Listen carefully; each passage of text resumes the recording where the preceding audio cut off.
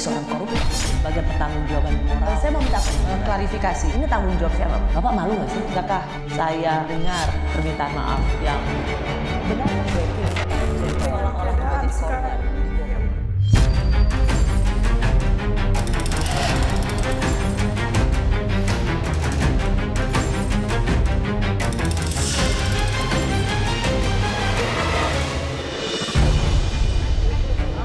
Dua bulan jelang masa pendaftaran peserta Pilkada 2024, sejumlah partai politik sudah mulai mendeklarasikan dukungan bakal calon gubernur dan wakil gubernur. Mencalonkan dan mendukung Ibu Khofifah dan Pak Emil Dardak sebagai gubernur dan wakil gubernur Jawa Timur untuk periode 5 tahun yang akan datang.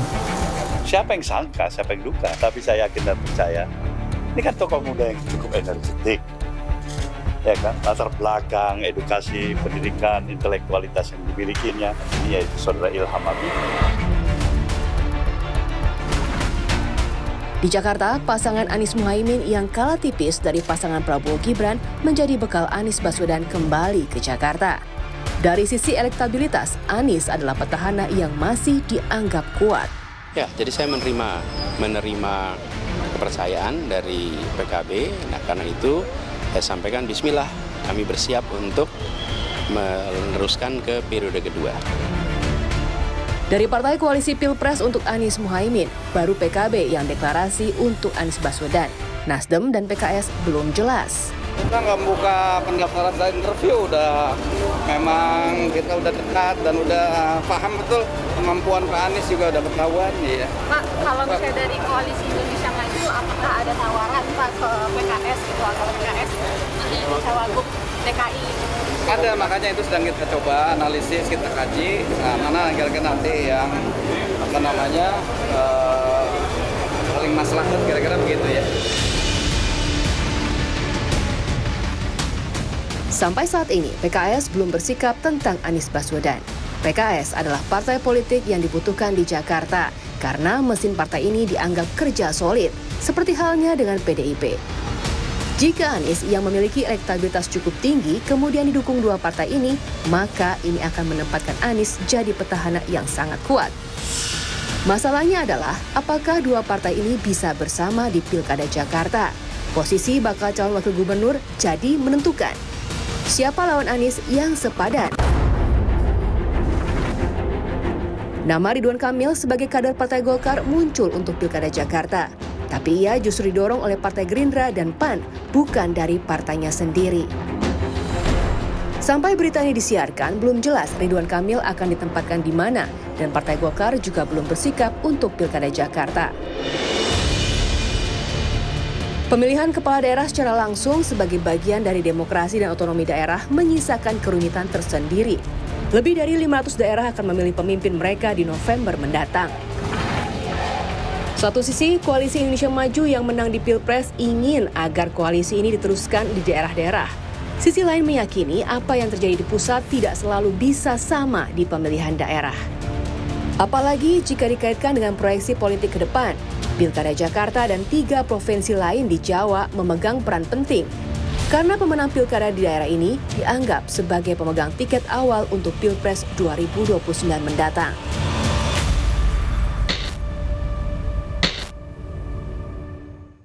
Saya sudah bersama pakar otonomi daerah yang pernah menjabat Dirjen Otonomi Daerah Kementerian Dalam Negeri tahun 2010 sampai 2014, Profesor Jo Hermansyah Johan. Prof Jo, terima kasih sudah di Rosi. Yes, sama-sama Rosi. Sehat Prof? Alhamdulillah. Alhamdulillah, baik. Sehat itu yang paling penting. Iya. Kita akan bicara soal siap-siap pilkada, ya. Rasa pilpres, itu yang gitu banyak ya? elit politik katakan.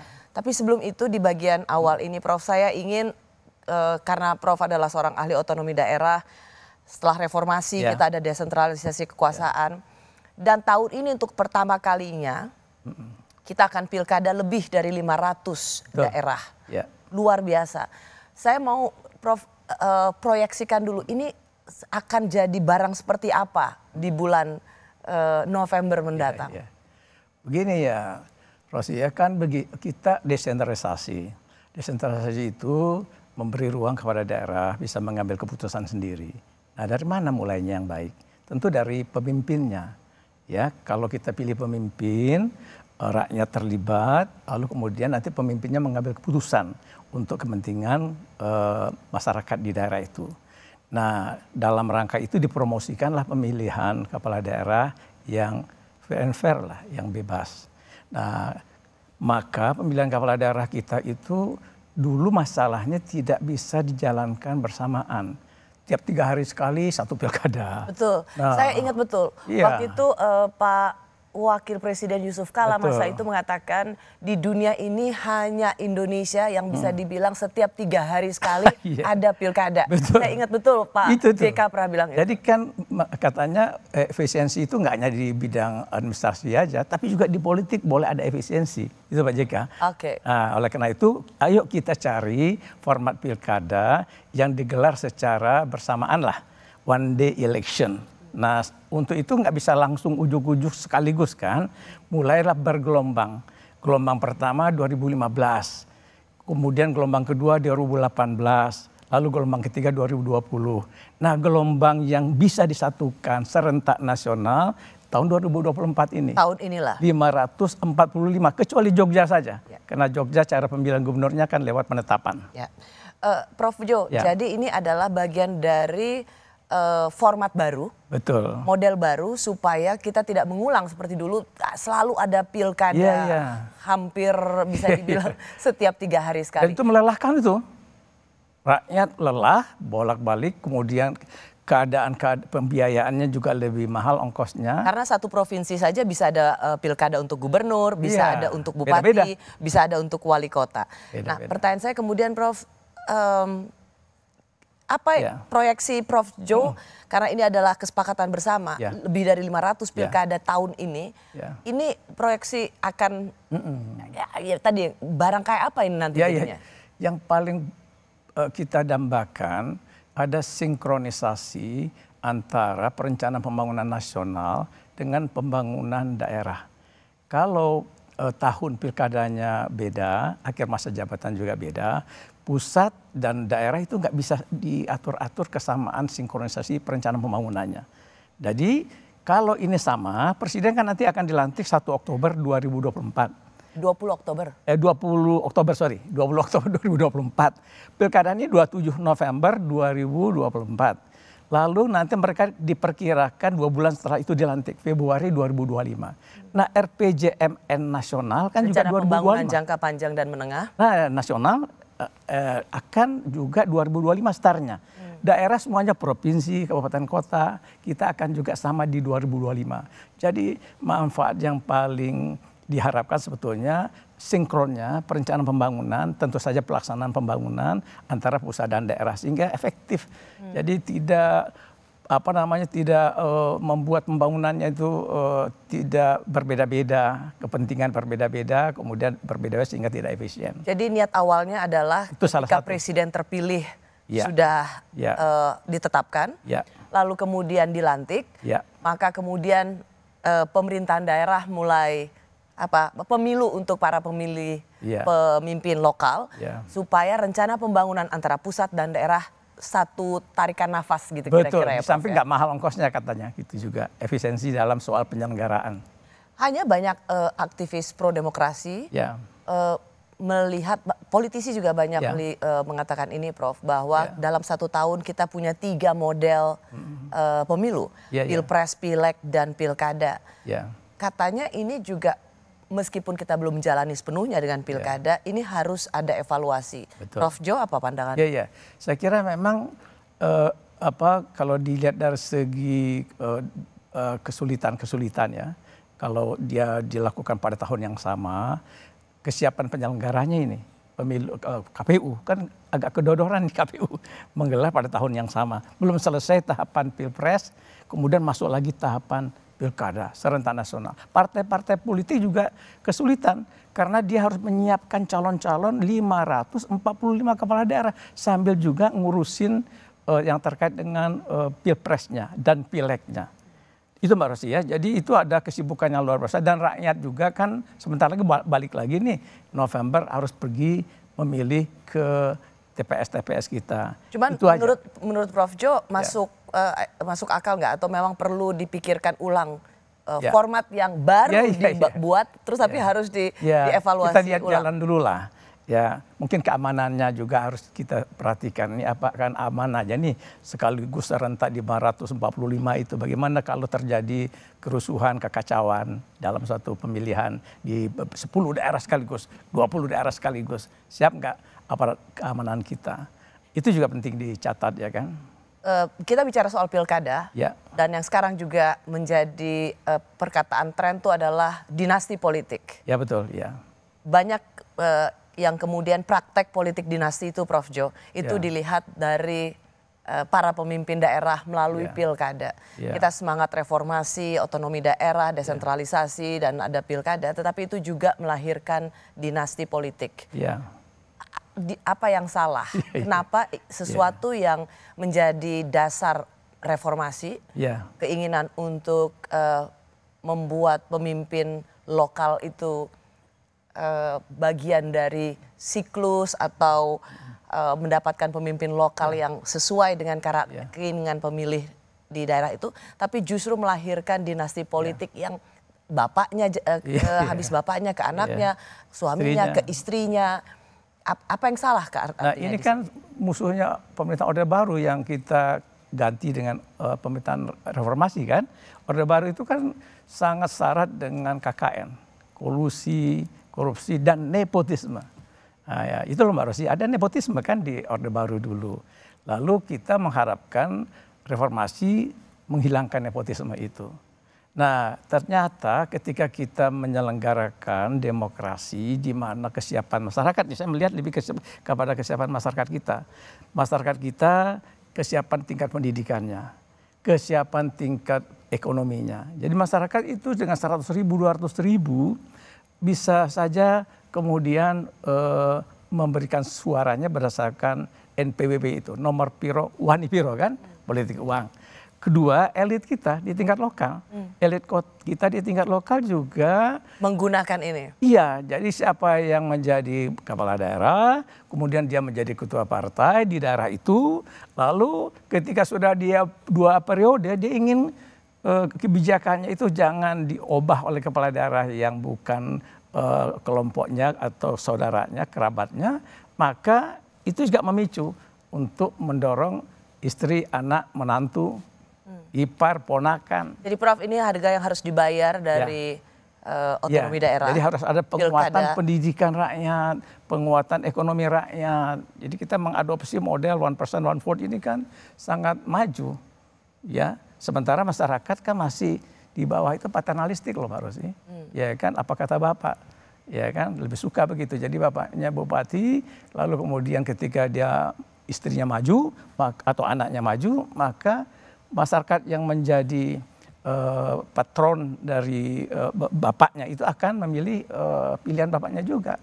Yang mungkin harus juga diingatkan ulang pada penonton Rosi adalah sebenarnya waktu itu pemerintah, Prof. Jo masih di Kementerian Dalam Negeri, pernah mengatur supaya kronisme di pilkada ini tidak terjadi. Betul, karena kita udah punya data waktu itu.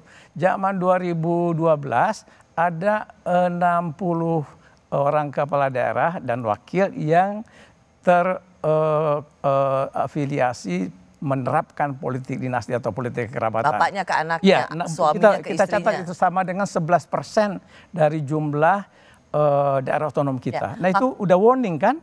Waktu bikin undang-undang tentang pilkada, kita sebut dan ingatkan data ini kepada kawan-kawan di Senayan, di DPR RI, Komisi 2, dan mereka kemudian juga melihat hal yang sama dan sepakat sudah. Jadi kesepakatan politik waktu itu clear ya, bahwa waktu itu selama masa periode ayah atau ibu atau siapapun yang masih memiliki kerabatan, maka tidak boleh ada yang terkait dengan kekeluargaan, kekerabatan ikut maju pada waktu itu. Jadi harus jedah dulu 1 periode, itu namanya cutting off. Jadi kalau misalnya saya punya anak atau istri mau maju, saya di periode kedua, saya masih memegang jabatan, belum boleh dia mendaftar di KPU, karena syarat mendaftar di KPU, dia harus jedah dulu sampai 1 periode setelah habis masa jabatan kerabatnya. Nah, maka waktu 5 tahun itulah yang dia kemudian boleh maju lagi tanpa ada kerabatnya di dalam kekuasaan. Yang sedang memegang kekuasaan. Itu dia. Sayangnya undang-undang pilkada yang juga mengatur soal nepotisme ini atau kekerabatan ketika anak atau keluarga ikut pilkada saat keluarganya berkuasa itu dibatalkan oleh Mahkamah Konstitusi. Betul, kita agak kecewa itu dengan Mahkamah Konstitusi waktu itu. Karena alasannya yang menggugat ini juga kelompok dinastiwan, saya bilang begitu ya kan. Kalau nggak salah itu adalah anak Bupati Goa. Ya Bupati Goa itu adiknya Syahrul Yassin Limpo. Nah anaknya itu akan maju, namanya Ihsan ya Bupati Goanya itu. Saya masih udah meninggal almarhum, punya anak. Lalu anaknya itu anggota DPRD. Nah mau gantikan bapaknya sebagai Bupati Goa. Ya merasa dirugikan ketika ini diatur di... Dan dikabulkan oleh MK karena dianggap pelanggaran hak asasi manusia. Karena hak untuk dipilih dan memilih itu hak asasi. Prof Jo sendiri apa tanggapannya kalau ini dibilang lo politik dinasti itu adalah bagian dari HAM? Itu dia, kita agak menyaksikan ya kalau hak asasi manusia dalam pengertian kontekstual dengan pendekatan masyarakat Indonesia yang cenderung tidak individual, masyarakat kita kan komunal. Jadi menurut saya hak asasi orang satu kampung, satu daerah itu lebih diutamakan untuk mendapatkan suksesi pergantian sirkulasi kepemimpinan daripada hak asasi satu elit yang sebetulnya dia dinasti yang membajak demokrasi lokal. Ya, bukan seperti itu cara memandang HAM. Betul, begitu hemat saya sih. Kita akan masuk ke bagian berikutnya, Prof Jo. Karena yang ingin saya masuk adalah Pilkada Jakarta rasa Wah, Pilpres. ini yang paling seru nih. Meski direncanakan Jakarta bukan ibu kota negara lagi, tapi Pilkada Jakarta tetap jadi sorotan karena bisa jadi batu loncatan menuju Pilpres 5 tahun ke depan. Siapa lawan sepadan Anies Baswedan? Saya lapor waktu itu kan Pak Presiden, kalau Kaisang boleh nggak gitu. Pak Presiden bilang jangan ya. Tapi kan partai-partai perlu apa? Agar bisa menang. Gitu. Bapak melarang Mas Kaisang untuk maju ke Pilkada DKI. Tanyakan yang mempunyai nama Kaisang Pangarep. Saya belum bisa, saya juga kan belum dicalonkan juga. Dan kalau misalnya ngelihat survei ya paling realistis dengan Pak Anies. PSI sendiri ada 8 kursi di DKI. PSI bisa mencalonkan gubernur maupun wakil gubernur, walaupun masih harus berkoalisi dengan partai yang lain. Saya masih bersama pakar otonomi daerah, mantan Dirjen Otonomi Daerah Kemendagri, sekaligus Guru Besar Institut Pemerintahan Dalam Negeri IPDN, Profesor Jo Hermansyah Johan. Prof Jo, kita mau masuk soal Pilkada Jakarta. Masih tarik ulur, karena apa? Katanya Jakarta ini, Pilkada Jakarta ini menentukan untuk Pilpres. Tapi sebelum masuk ke situ, Prof, kenapa Jakarta masih penting ya? Padahal kan tidak lagi menjadi ibu kota negara ya. Rencananya kan begitu kan? Begitu. Undang-undang DKI udah dicabut nomor 229 tahun 2007, diganti dengan Undang-Undang DKJ, Daerah Khusus Jakarta, nomor 2 tahun 2024. Tapi ini belum bisa diberlakukan kalau belum terbit Kepres tentang pindah ibu kota dari Jakarta ke IKN Nusantara.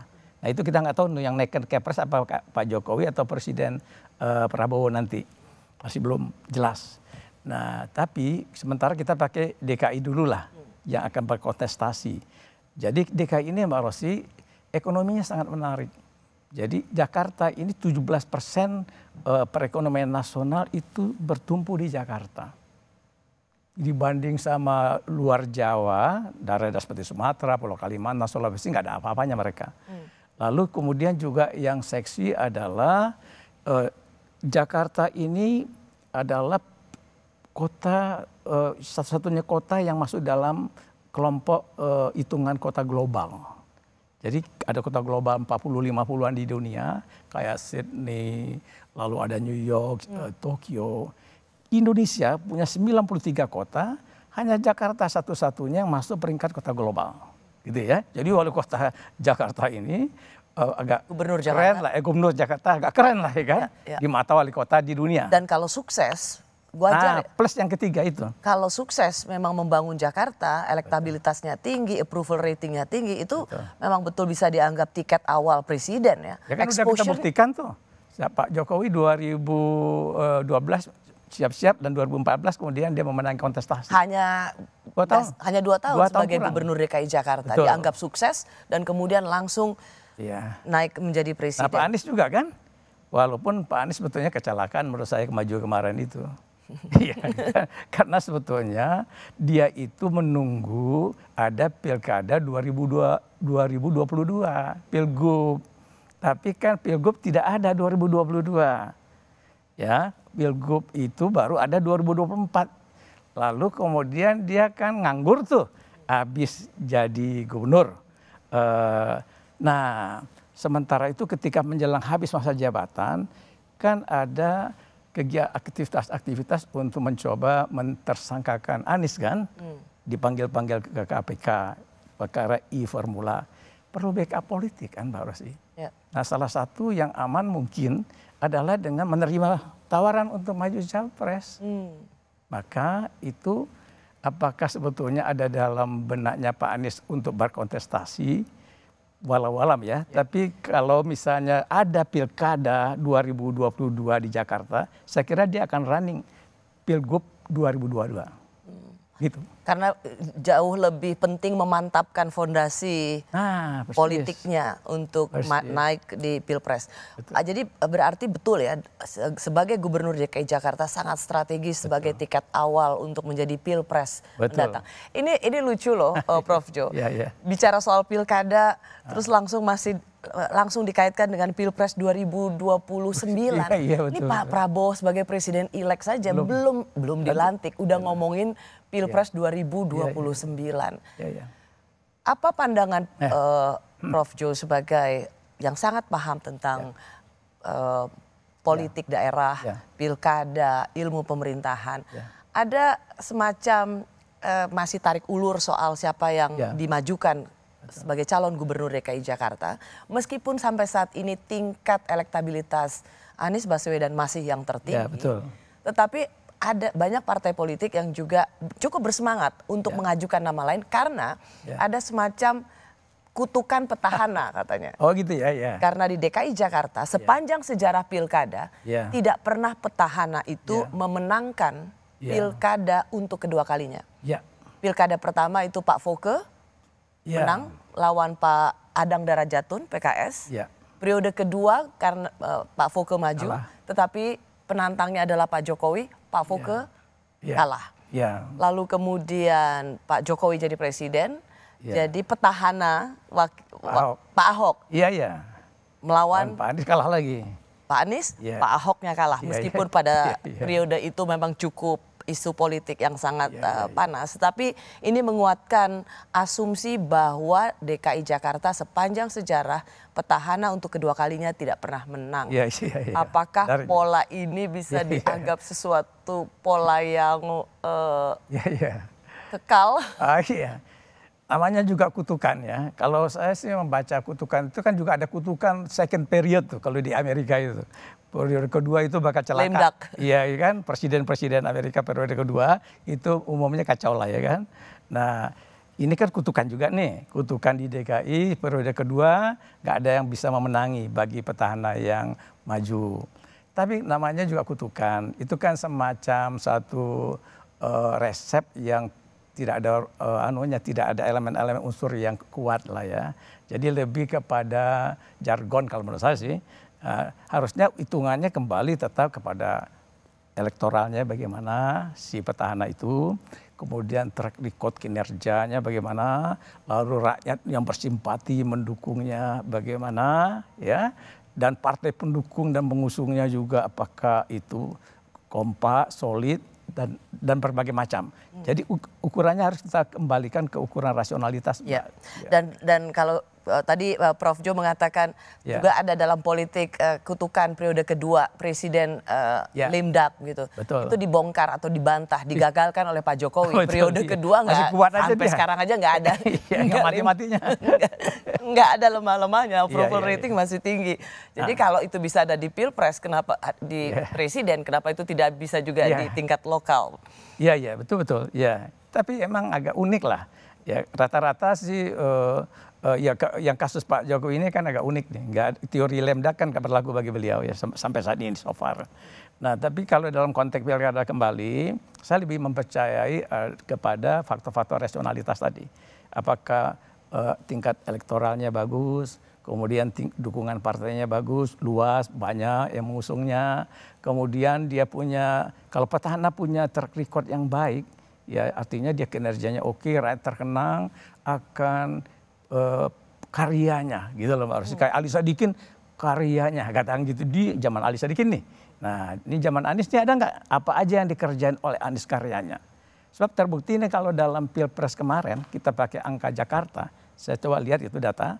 Jadi Pilpres kemarin antara Prabowo dan Anies di Pilpres Jakarta itu menang tipis 40.000 saja selisihnya. Prabowo 2,6 juta bla bla bla, Anies juga 2,6 juta bla bla bla, 40.000 saja.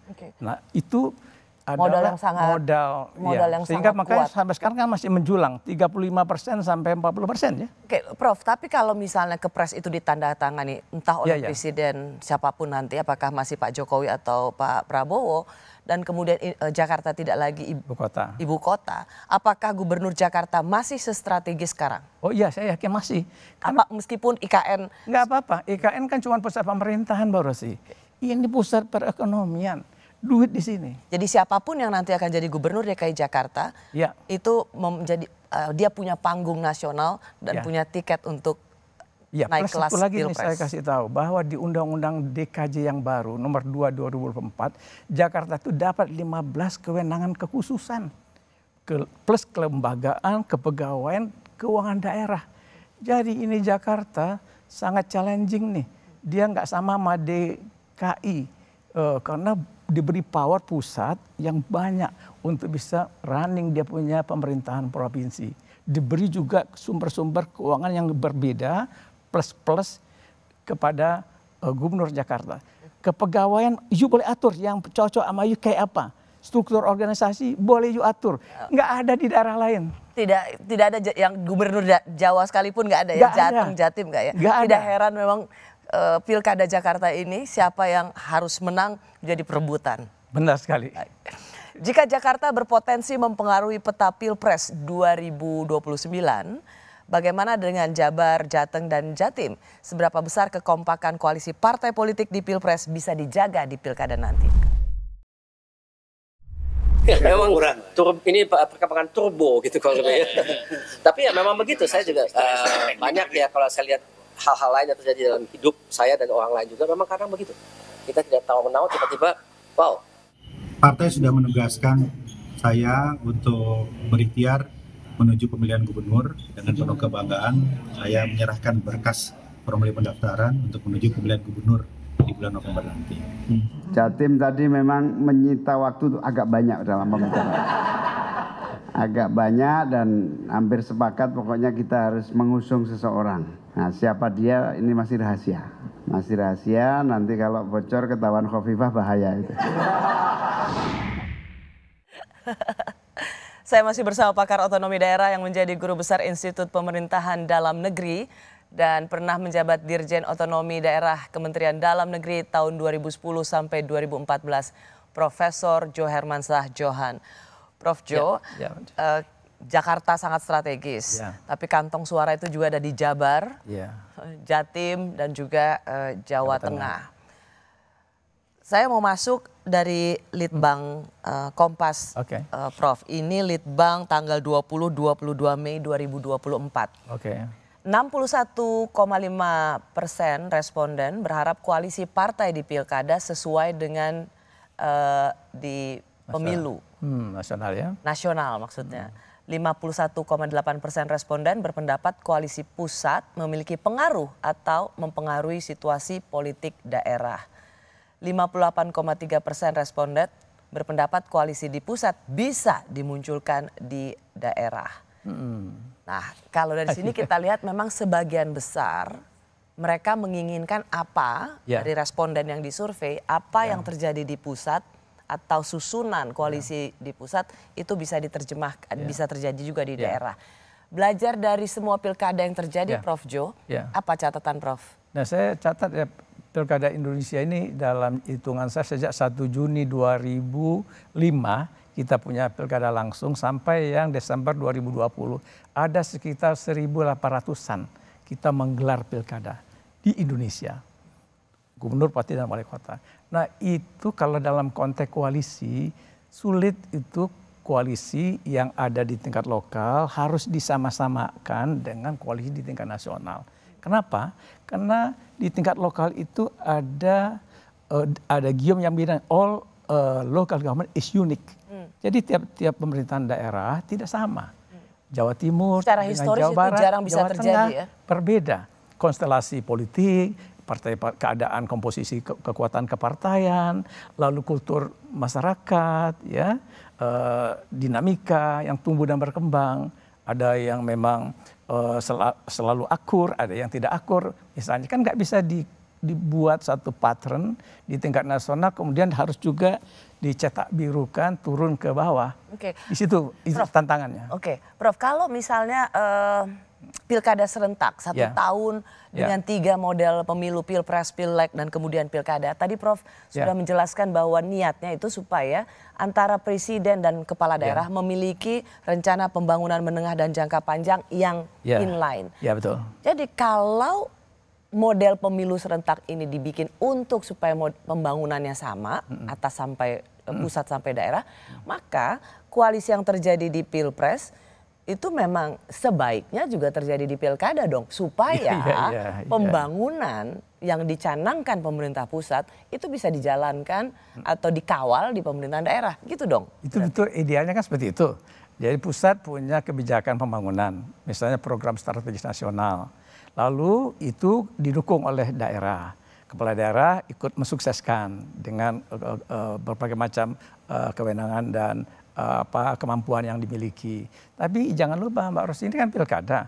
Pilkada itu kepala daerah juga punya visi misi sendiri dan dia juga boleh punya program-program prioritas yang locally sifatnya untuk merespon keadaan-keadaan masyarakatnya. Oke lah, untuk sesuatu yang bersifat sangat lokal, itu dia punya perencanaan sendiri. Jalan. Tetapi untuk proyek strategis nasional yang bisa juga dikawal di daerah, maka keinginan misalnya koalisi Indonesia Maju untuk tetap merawat kekompakan sampai pilkada Jakarta make sense. Ya itu dia. Tapi bagaimana membuat terjadinya sinkronisasi itu kalau kita mendesainnya dari segi koalisi ya. Di situ agak ada persoalan-persoalan karena pakemnya ternyata yang kita pelajari itu banyak yang tidak sama.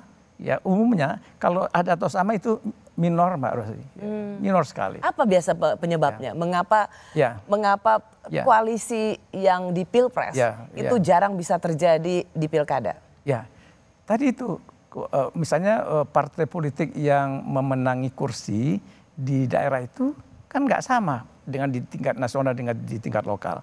Bahkan sekarang ada partai-partai politik nggak dapat kursi di tingkat nasional, di tingkat daerah dapat dia. Kayak PSI lah. PSI kan nggak dapat. P3 nggak dapat di DPR RI. Ya kan? Di nasional dia bisa bergabung dengan koalisi kan. Tetapi di daerah dia muncul misalnya di situ. Nah, lalu kemudian juga yang mapan pun partai-partai yang established yang mapan pun kecenderungan mereka berkoalisi itu sudah ada keunikan-keunikan masing-masing. Kami PKB lebih prefer dengan partai A, bukan dengan partai B gitu loh ya kan. Nah ada kebiasaan tradisi ya kan yang mereka nyaman. Nah itu kan bagaimana merombaknya kalau pusat mau memaksa atau kekuasaan teman-teman yang ada di nasional ini mau menurunkan sama Nah, kalau untuk seluruhnya saya kurang yakin bisa 545. Tapi kalau targetnya cuma 10, 20, jangan-jangan itu masih bisa didapat ya. Oke, jadi keinginan supaya Kim ini tetap kompak paling tidak tempat-tempat strategis untuk kantong-kantong suara nanti. Ya itu harus ada effort yang kuat juga dan pengawalan. Prof, ada pertanyaan yang juga ingin saya tanya ke Prof Jo. Dulu kita di pilkada itu kita seru karena ada nama-nama tokoh lokal yang kita anggap kita punya faith, kita punya harapan pada mereka. Betul. Dulu Surabaya berubah karena di tangan Ibu Risma sebagai wali kota. Ada nama Azwar Anas yang mengubah Banyuwangi. Betul. Ada nama Bupati Bantaeng yang sukses. Nurdin Abdullah. Dr. Nurdin Abdullah kemudian jadi gubernur, sayang kena kasus korupsi. Banyak kita punya fit, tentu saja ada Pak Jokowi ya. Nah, kenapa sekarang rasanya nama-nama pemimpin daerah itu malah lebih shortlisted, lebih sedikit ya, padahal kita punya ratusan pilkada. Kenapa itu tidak membuat kita punya banyak harapan pada munculnya tokoh-tokoh lokal yang bisa menjadi tokoh-tokoh nasional? Nah gini Mbak Rosi, jadi kalau orang-orang bagus itu kan rata-rata tidak mudah untuk bisa dipinang oleh partai politik. Nah jadi partai lebih suka cari orang-orang yang menjadi grupnya, kelompoknya. Terutama sekarang kan zaman pilkada yang mahal sekali ongkosnya ini. Jadi yang punya logistik itulah yang lebih didahulukan ketimbang orang yang punya kapasitas.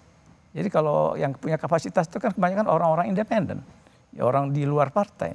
Nah, Ridwan Kamil lah, RK kan itu orang kampus ya, orang kampus dulu. Risma birokrasi, ya bukan orang politisi. Nah itu salah satu juga kesulitan. Di samping itu jumlahnya nggak banyak juga kalau kita pelajari.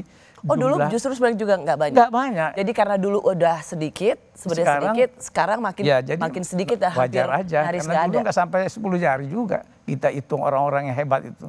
Setiap tahun kan diberi penghargaan tuh ada evaluasi penyelenggaraan pemerintahan daerah, kayak Pak Jokowi pernah dapat penghargaan dari Kemendagri ya. Nurdin Abdullah juga pernah dapat. Itu contoh-contoh. Dan kemudian ada Bupati Jembrana dulu juga terkenal itu. Nah ya kan. Ya banyak lagi yang lain, tapi itu kita hitung nggak sampai habis 10 dan tambah jari kaki udah selesai. Padahal daerah otonom kita kan 500-an jumlahnya. Nah, ini akan menjadi pertanyaan selanjutnya, Prof Jo. Begitu banyak kita melakukan atau menyelenggarakan pilkada lebih dari 500 dan itu melahirkan pemimpin-pemimpin lokal, tetapi kenapa nama-nama itu tidak pernah menjadi harapan bagi bangsa Indonesia? Saya masih bersama pakar otonomi daerah yang pernah menjabat Dirjen Otonomi Daerah Kementerian Dalam Negeri tahun 2010-2014 dan penulis buku berjudul Menelisik Sisi Pelik Desentralisasi dan Praktek Pilkada, Profesor Jo Hermansyah Johan. Tadi sebelum jeda Prof, kita punya begitu banyak pilkada, pemimpin-pemimpin daerah, tapi kok kita kemudian begitu siklus kepemimpinan nasional harusnya mereka bisa menjadi pilihan, tapi kok kita seperti nggak banyak nih siklus kepemimpinan nasional. Tadi Prof sudah menjawab. Berarti yang harus kita ingatkan pada partai politik, kalau pilkada serentak 2024 ini adalah cikal bakal untuk pilpres 2029, catatan paling kritis apa dari seorang Prof Jo? Saya gini, kepemimpinan nasional dalam model demokrasi itu jangan dilupakan diambil dari kepemimpinan lokal. Karena kepemimpinan lokal ini adalah pilarnya dari kepemimpinan nasional. Nah oleh karena itu maka kepemimpinan lokal. Dan kita udah punya contoh ya Pak Jokowi. Itu dia, jadi Pak Jokowi ini kepemimpinan lokal dari wali kota, maju ke gubernur, naik ke presiden. Itu contoh bahwa kepemimpinan lokal sudah kita adopsi untuk menjadi kaderisasi kepemimpinan nasional. Keren kan itu. Nah tapi kesulitannya bagaimana orang-orang yang berkelas ya, yang bagus bisa dipinang oleh partai politik. Jadi partai politik jangan hanya ambil dari kalangan partai saja atau kalangan orang yang punya uang saja, tapi juga tokoh-tokoh yang bisa kita perkirakan bakal menjadi punya leadership yang oke. Ya, mungkin itu bisa naik ke depannya menjadi pemimpin di tengah nasional. Nah, ada contoh yang agak menarik sekarang di Partai Nasdem yang mencoba memberi tiket ya untuk Ilham Habibie. Ya, kemarin lalu saya wawancara. Ya, saya nonton itu. Jadi Ilham Habibie ditampilkan untuk calon gubernur Nasdem tuh berani berspekulasi kan. Nah, mungkin juga partai-partai yang lain dong, kenapa tidak? Ya. Jakarta. Nah, PDIP kan punya banyak orang, banyak kader-kader. Siapa? Kemudian partai seperti Gerindra kayak Golkar kayak gitu ya, harus cari orang yang juga punya kelas lah. Ya. Ya. Nah, jadi supaya jangan berulang, kita lihat itu aja yang main di sirkulasi pencalonan. Supaya setelah 5 tahun dari pilkada ini kita melihat pemimpin-pemimpin lokal yang betul-betul memperbaiki daerahnya, memberikan perubahan baik untuk daerahnya, dan kita jadi punya harapan. Dimulai dari daerah untuk bangsa Indonesia. Kemarin juga nama Bu Susi Pujastuti disebut. Semua saya dengar itu untuk Jawa Barat ya. Untuk Jawa Barat. Memang di sini kita ingin ingatkan, semoga nanti di pilkada muncullah wajah-wajah baru yang bisa memberikan perubahan dan pembangunan bagi daerah. Nah, Prof, kalau banyak orang mengatakan bahwa wah pengaruh Pak Jokowi di pilkada nanti itu masih sangat kuat.